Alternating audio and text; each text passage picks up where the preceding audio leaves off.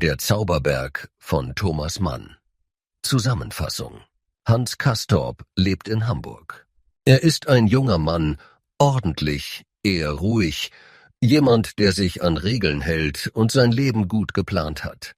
Er hat gerade seine Ausbildung abgeschlossen und steht kurz davor, richtig ins Berufsleben zu starten. Bevor das beginnt, will er noch einmal weg, nicht lange, nur für einen Besuch.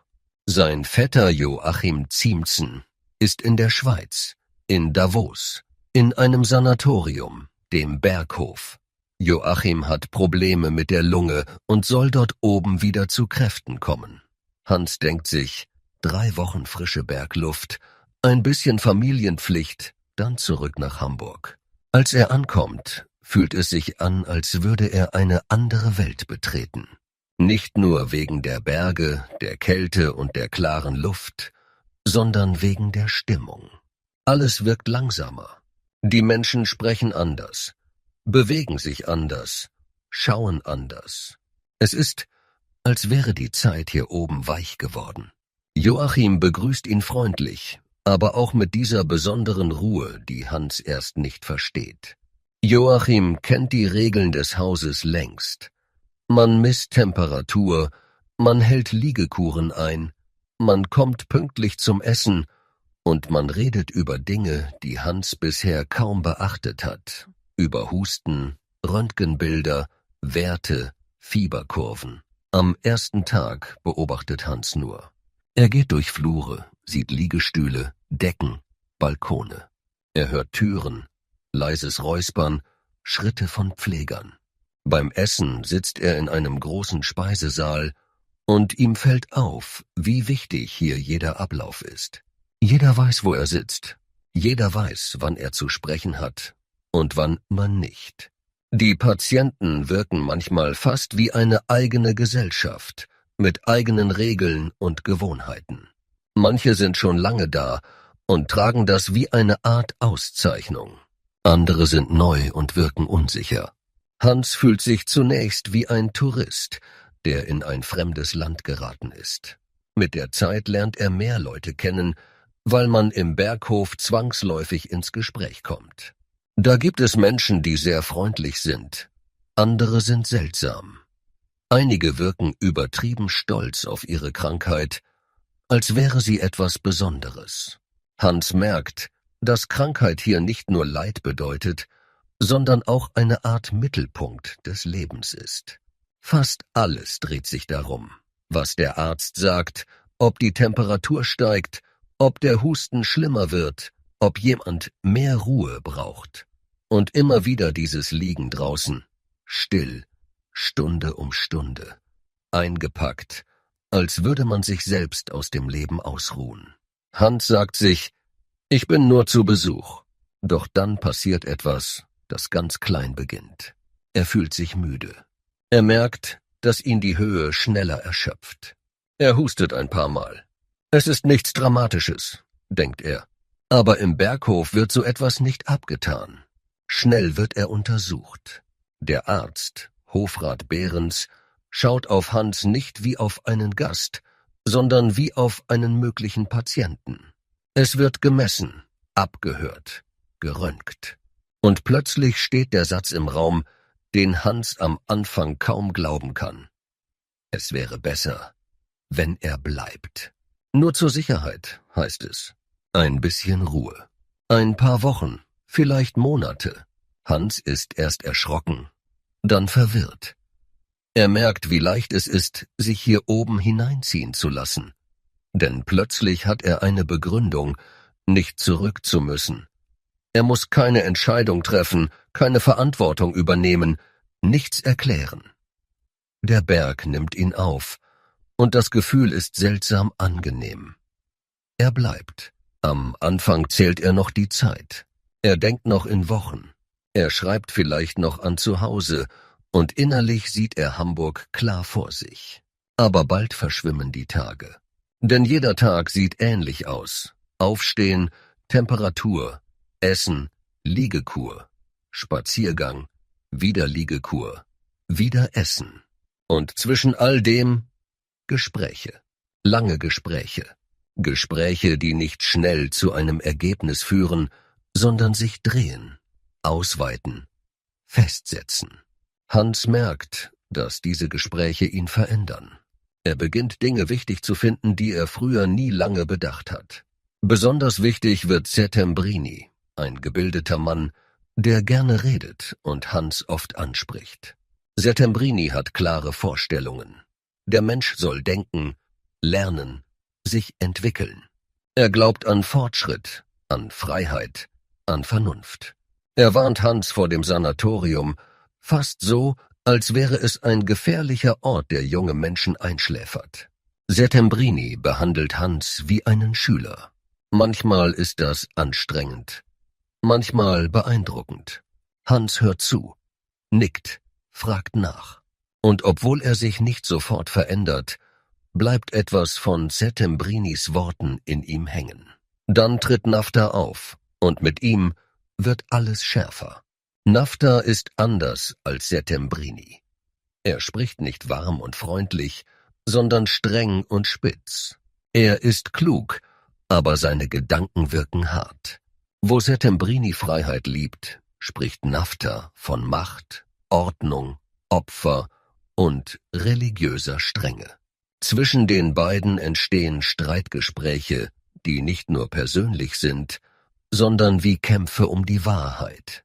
Hans sitzt oft dabei und man spürt, hier wird nicht einfach geredet, hier wird gezogen, an seinem Denken, an seinem Gefühl, an seiner Haltung zur Welt. Hans ist fasziniert und zugleich überfordert. Er kann beiden folgen. Er sieht Gründe auf beiden Seiten. Und gerade weil er nicht klar entscheidet, bleibt er in dieser Welt des Nachdenkens gefangen. Während sein Kopf voll wird mit Ideen, verändert sich auch sein Herz. Er begegnet Claudia Chauchat. Sie hat etwas Fremdes, etwas, das ihn sofort neugierig macht. Sie wirkt frei, unruhig, schwer zu fassen. Hans beobachtet sie beim Essen, auf den Fluren, in kleinen Momenten.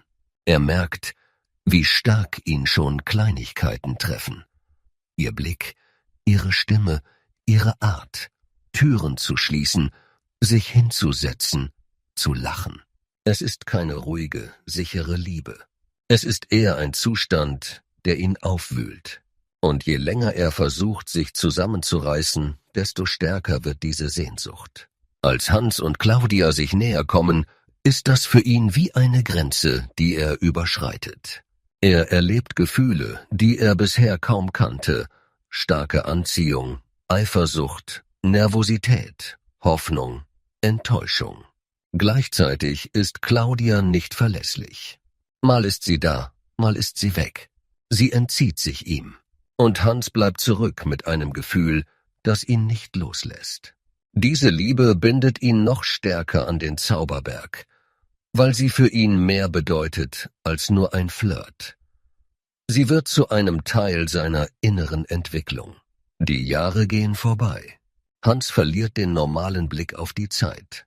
Manchmal denkt er, wie lange bin ich schon hier? Und die Antwort erschreckt ihn. Er erlebt, wie Menschen ankommen und wieder verschwinden. Einige fahren gesund nach Hause. Andere werden schwächer. Manche sterben. Und der Tod ist hier nicht wie in Geschichten, wo er plötzlich kommt und alle erschüttert. Hier ist er wie ein Schatten, der immer in der Nähe bleibt. Manchmal spricht man leise darüber, manchmal gar nicht. Ein Platz im Speisesaal wird frei. Und irgendwann sitzt jemand anderes dort, als wäre es das Normalste der Welt. Hans merkt, wie sehr ihn das verändert. Er wird stiller. Er wird nachdenklicher. Er gewöhnt sich an Dinge, die ihn früher erschüttert hätten. Es gibt auch Momente, in denen der Berg wie ein Traum wirkt. Der Winter ist lang. Der Schnee macht die Welt noch abgeschlossener. Alles draußen wird weiß und leise. Und drinnen läuft das Leben weiter nach Plan. Hans geht manchmal spazieren und manchmal geht er zu weit. Einmal gerät er in einen Schneesturm, verliert die Orientierung, friert, wird müde. Er kämpft sich durch, und in dieser extremen Situation hat er Gedanken und Bilder, die ihn tief treffen, als würde er plötzlich verstehen, wie nah Leben und Tod beieinander liegen. Er kommt zurück, aber er ist danach nicht mehr derselbe. Es bleibt wie eine innere Erinnerung. Der Berg ist schön, aber er ist auch gefährlich. Auch Joachim verändert sich. Er will eigentlich gesund werden und zurück ins normale Leben, vielleicht sogar zum Militär. Er ist diszipliniert, willensstark, aber das Sanatorium hält ihn fest. Irgendwann versucht Joachim tatsächlich zu gehen, weil er das Gefühl hat, er müsse handeln. Dürfe nicht ewig warten. Doch der Versuch endet bitter. Joachim kommt zurück und man spürt, dass ihn diese Niederlage bricht. Später stirbt er. Für Hans ist das ein schwerer Moment, weil Joachim der Grund war, weshalb er überhaupt hergekommen ist. Und jetzt ist Joachim weg und Hans bleibt. Gerade das zeigt, wie stark der Zauberberg ihn festhält. Später taucht Claudia wieder auf, aber nicht allein. Sie bringt einen Mann mit, Pieperkorn, eine dominante, beeindruckende Persönlichkeit. Pieperkorn ist nicht wie Settembrini oder Nafta. Er überzeugt nicht durch Argumente, sondern durch seine Ausstrahlung. Er spricht manchmal unklar, aber die Menschen hören trotzdem zu. Er wirkt wie jemand, der das Leben mit Kraft packt, obwohl auch er krank ist. Hans ist verwirrt. Er spürt noch immer seine Gefühle für Claudia, aber jetzt steht dieser Mann zwischen ihnen. Trotzdem zieht ihn Pieperkorn an. Nicht romantisch, sondern fast wie eine Figur, die zeigt, dass Leben auch ohne klare Worte mächtig sein kann. Doch auch diese Phase endet tragisch. Pieperkorn hält das Leben irgendwann nicht mehr aus und nimmt sich das Leben. Wieder ein Tod, wieder eine Leerstelle, wieder das Gefühl, hier oben kann man lange reden und denken, aber am Ende bleibt der Mensch verletzlich. Hans erlebt all das wie in einer eigenen Blase. Und trotzdem prägt es ihn tiefer als alles, was er früher erlebt hat. Die Streitgespräche zwischen Settembrini und Nafta werden immer härter. Es geht längst nicht mehr nur um Meinung, sondern um Weltbilder, um die Zukunft, um das, was richtig und falsch sein soll. Schließlich eskaliert alles. Es kommt zu einem Duell. Und Nafta bringt sich am Ende selbst um. Für Hans ist das schockierend, weil es zeigt, wie gefährlich Fanatismus und extreme Ideen werden können. Danach fühlt sich die Stimmung im Berghof verändert an, als wäre etwas zerbrochen. Und dann, ganz langsam zuerst, dringt die Welt von unten wieder herauf. Nachrichten werden ernster. Man spürt Unruhe. Der Erste Weltkrieg bricht aus. Auf einmal ist die abgeschlossene Welt des Berghofs nicht mehr sicher. Der Zauberberg kann nicht mehr so tun, als gäbe es draußen keine Realität. Hans muss entscheiden. Das lange Liegen, das lange Nachdenken, das lange Warten. Es endet. Hans Castorp verlässt schließlich das Sanatorium. Er steigt hinunter, zurück in die Welt, die ihm inzwischen fremd geworden ist. Und statt in ein ruhiges Leben zu gehen, landet er im Krieg. Er wird Soldat. Am Ende sieht man ihn nicht in einem klaren Abschluss, nicht geheilt, nicht fertig, sondern mitten im Chaos. Lärm, Schlamm, Gefahr, Menschen, die laufen, fallen, schreien. Der Roman lässt offen, ob Hans überlebt. Er verschwindet in der Geschichte, so wie viele Menschen damals. Und genau so bleibt diese Erzählung. Ein junger Mann, der nur 3 Wochen bleiben wollte, wird von einem Ort festgehalten, der Zeit und Denken verändert. Er erlebt Liebe und Tod, Ideen und Streit, Hoffnung und Stillstand. Und am Ende wird er aus dieser Bergwelt herausgerissen und in eine Realität geworfen, die keine Schonung kennt.